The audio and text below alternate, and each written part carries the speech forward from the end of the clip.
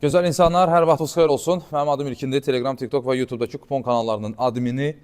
Sumqayıt maşın bazarından sağ-salamat qayıtdım. Nəhayət şükür Allah, maşın satıldı. Mənim də canım qurtardı. 2600 manada satılan maşın mənə az qala 1000 manada otururdu. Hər gün daima aparıb gətirirdim.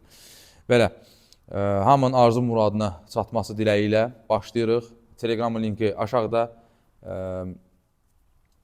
Telegramda dünən əfsanəvi bir kuponumuz gəldi. 7-70 əmsalınan. Sığortalısı da gözəl idi. Sonra deməli saytımızın linki aşağıda. Saytdakı məlumatlara çox daxil olmayacağam. Özünüz girib baxarsınız, alınıza batarsa götürərsiniz. Onları bura daxil eləməyəcəm. VIP qrupumuzun da nömrəsi aşağıda. Buyura bilərsiniz. Getdik dostlar. Əmsallardan da bəzi şeylər seçmişəm. Alınıza batırsa. Məsələn, gəlin belə bir şey deyək. Nürnberg Elversberg oyununda Elversbergin 2 topunu güdün, nəzərinizdə olsun, qəşəng əmsalı var. Hətta mən düşünürəm ki, Elversberg burada dişinə görə bir rəqib oynayır. Risk alan Nürnberg, Mahir Əmrəlinin Nürnberginə Elversberg keçid komandasıdır, play-off oynamaq istəyir. 2 hətta 3 topda vura bilər. Bunun dünya əmsalı var. Sonra Bundesliga 2-dən deməli vaxtlar burada qarışa bilər deyə Bundesliga 2-dən deməli Fürth Hertha Berlin səfərindədir. Fürthdən belə deyək də 2 top gözləyirəm. Əmsalı varsa üstü ortalığa ata bilərsiniz. Paralel olaraq da Kaiserslautern Karlsruhe səfərindədir. Karlsruhe Kaiserslautern oyunundan isə özləri bu əmsallardan 3-1 oynayıblar. Bu liqalara mən o qədər də yaxşı bələd deyiləm, 1-2 komandandan çıxmaq şərti ilə. Karlsruhe Kaiserslautern oyunundan üst klassik bir oyundur, gələ bilər. Ehtimal yüksəkdir. Belə. Və keçirəm bizim liqalara yavaş-yavaş. Və buradan da sizə bəzi tövsiyələrimi eləyəcəm. Liga bölmüşəm, vaxtlarını özünüz ayarlayarsınız, bir zəhmət. Başlayıram İtaliya liqası ilə. Monza Atalanta oyunu, dostlar. 5-70 əmsaldır. Monza'nın 2 topu. Niyəsə dünəndən bu oyuna baxıram. Monza'nın bir vitrin oyunu olacaq. Bu oyunda biz bəlkə də bir anormal hesab görə bilərik. Çox qollu bir oyun görə bilərik. Və hətta bu oyunun gözləntisi üstüdür, düzdürmü dostlar? Mən sizə dünən dedim ki, Hoffenheim'in oyununda qol 2-5 üst gözləntidir də. Amma Hoffenheim'in timdə topu, Hoffenheim'in 2 topu olmasa mən yatıram. Nə oldu? Özünüz gördünüz. Werder'in 2 topunu tövsiyə eləmişdim. Gördünüz, Werder'dan 2 dənəsini timdə vurdu. Monza Atalanta oyunu dostlar. Bəlkə də 4-5 üstə qədər gedə bilər bu oyun. Amma Monza'nın 2 topu ilə getsə, bu 2 topu 5-70 əmsaldır. Niyəsə dünəndən onu met qalamışam. Nə xoş mənə. Roma Fiorentina oyununun mənə görə bu tipik bir X əmsal oyunudur. Amma Roma timdə top buraxa bilər. Niyəsi saytda var. Saytımızın linki aşağıdadır. Fiorentina'nın da Betis'dən vacib oyunu var. 2-1 sürüşkən bir hesabdır. Betis də oynayacaq, Fiorentina da oynayacaq həmin oyunda. Artemio Franki'də həftə içi konferans liqası çərçivəsində. Deməli, Real 1+ gol gözləntimdir. Hətta beynimdə belə bir şey qurmuşam, bilməm olacaq yoxsa yox. İspaniya üzrə, ümumi. Real 1+ gol. Saytda bu oyunun da metrikası var, yeri gəlmişkən. Ardınca Sevilla Leganes, yanıla bilərəm dostlar. Amma Sevilla Leganes alt yox gol, məsələn, burada yazıram. Çox mənasız bir oyuna oxşuyur, bilməm, istəyir 6+ olsun. Dünən gördünüz, Kaleri üst oldu. Amma mən dediyim kimi öz fikrimdə qalıram, o oyun üstü oyun deyil. Betis Espanyol yenə də gol ola bilər. Betis biraz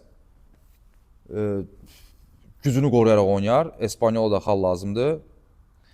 Sonra da Sociedad hər hansı bir hissəni qazanar, çünki Bilbao səfərə gedir, möcüzə axtarışında olacaq. Aydın məsələdir ki, ciddi rotasiyaya gedəcək. Sociedad 2 top vurar. Sociedadın 2 topun əmsalına bir özünüzdə baxarsınız.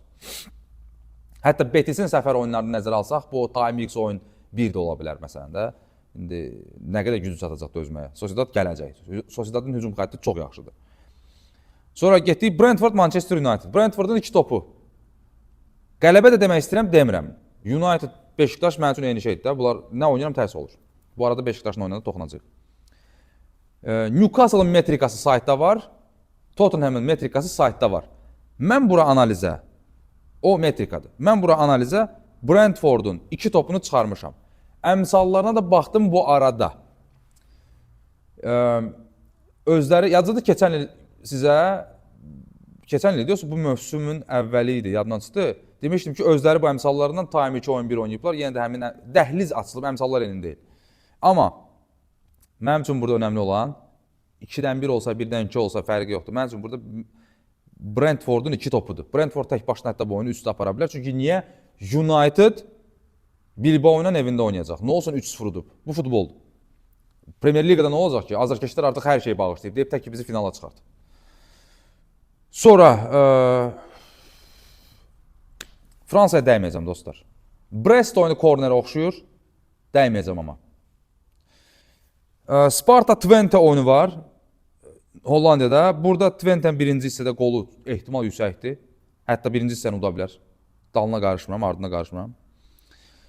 Getdik Almaniya. Deməli, Augsburgun dostlar, belə bir məsələsi var. Holstein Kiel hər oyuna final kimi çıxır, deyirdik. Artıq bitdi bu komanda. Özünüz də bilirsiniz.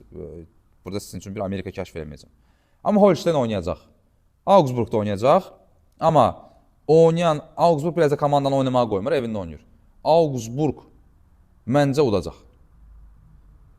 Bilmirəm necə udacaq, amma məncə udacaq. Hissə qazanarın əmsalı yoxdur. Yoxsa biraz əmsal şişsəydə hissə qazanar götürərdik. Bu belə. Freiburg Bayer Leverkusen. Tipik gol-gol oyunudur mənə görə. Leverkusen də, yəni, məncə Leverkusen uduzmayacaq. Nə qədər Freiburg yaxşı olsa da.